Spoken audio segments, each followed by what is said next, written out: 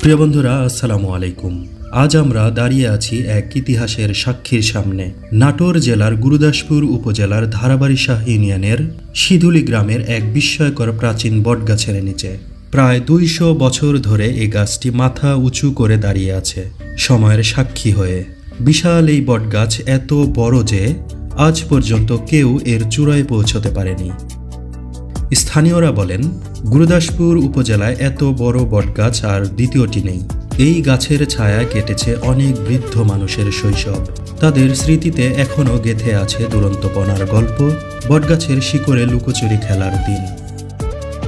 সময় বদলেছে, প্রজন্ম পরিবর্তিত হয়েছে, কিন্তু এই গাছটি এখনও দাঁড়িয়ে আছে, শিকড়ে শক্ত করে আঁকড়ে ধরে রেখেছে ইতিহাস আর ঐতিহ্য।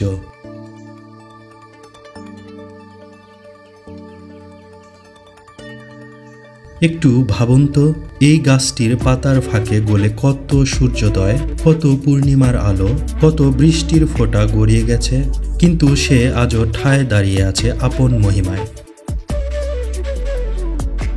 সিধুলি গ্রামের এই বটগাছ শুধু একটি গাছ নয়, এটি একটি ইতিহাস, একটি ঐতিহ্য, একটি বিস্ময়।